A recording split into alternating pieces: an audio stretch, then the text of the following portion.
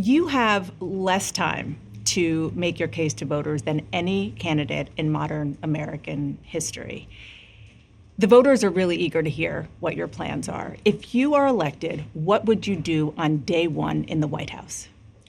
Well, there are a number of things. I will tell you, first and foremost, one of my highest priorities is to do what we can to support and strengthen the middle class.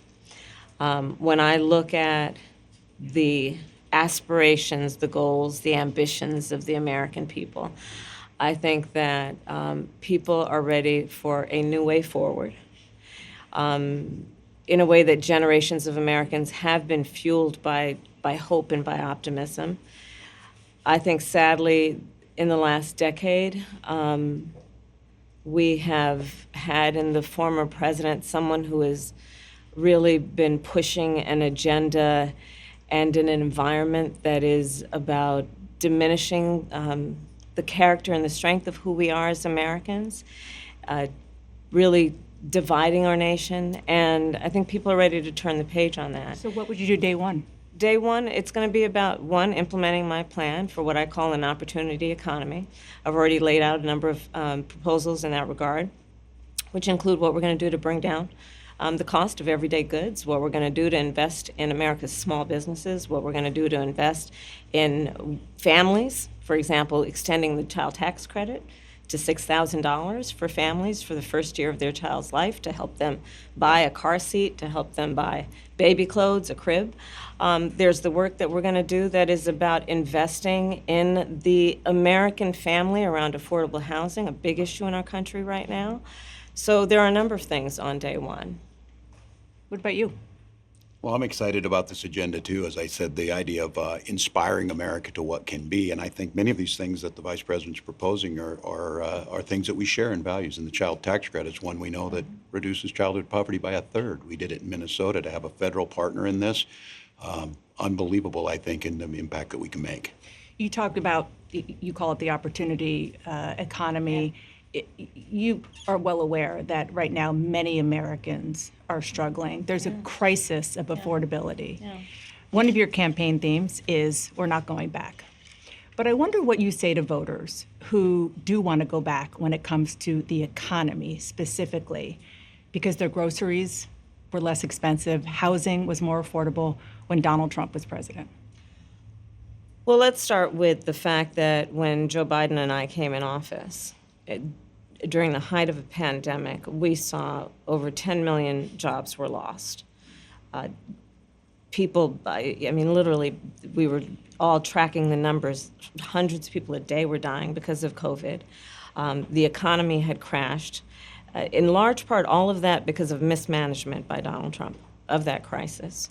When we came in, our highest priority was to do what we could to rescue America. And today, we know that we have inflation at under 3%. A lot of our policies have led to the reality that America recovered faster than any wealthy nation around the world. But you are right. Prices, in particular for groceries, are still too high. The American people know it, I know it, which is why my agenda includes what we need to do to bring down the price of groceries. For example, dealing with an issue like price gouging. What we need to do to extend the child tax credit to help young families be able to take care of their children in their most formative years. What we need to do to bring down the cost of housing.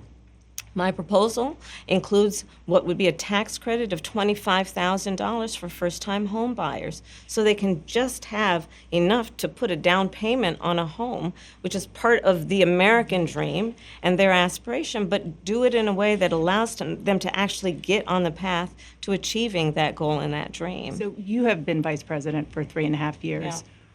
The steps that you're talking about now, why haven't you done them already? Well, first of all, we had to recover as an economy, and we have done that. I'm very proud of the work that we have done that has brought inflation down to less than 3%. The work that we have done to cap the cost of insulin at $35 a month for seniors. Donald Trump said he was going to do a number of things, including allowing Medicare to negotiate drug prices. Never happened. We did it.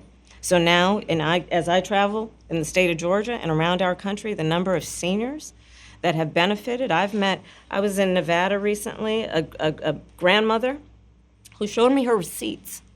And before We capped the cost of insulin for seniors at $35 a month. She was paying hundreds of dollars, up to thousands of dollars a month for her insulin. She's not doing that any You longer. maintain Bidenomics is a success. I maintain that when we do the work of bringing down prescription medication for the American people, including capping the cost of the annual cost of prescription medication for seniors at $2,000, when we do what we did in the first year of being in office to extend the child tax credit so that we cut child poverty in America by over 50%, when we do what we have done to invest in the American people and bringing manufacturing back to the United States so that we created over 800,000 new manufacturing jobs, bringing business back to America, what we have done to improve the supply chain so we're not relying on foreign governments to supply American families with their basic needs, I'll say that that's good work. There's more to do, but that's good work. I want to get some clarity on where you stand on some key policy issues. Energy is a big one. When you were in Congress, you supported the Green New Deal. And in 2019, you said, quote, "There is no question I'm in favor of banning fracking." Fracking, as you know, is a pretty big issue, particularly in your must-win state of Pennsylvania. Sure. Do you still want to ban fracking?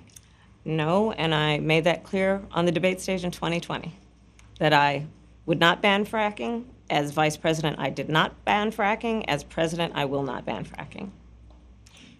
In 2019, I believe, in a town hall, you said you were asked, would you commit to implementing a federal ban on fracking on your first day in office? And you said, there's no question I'm in favor of banning fracking. So yes.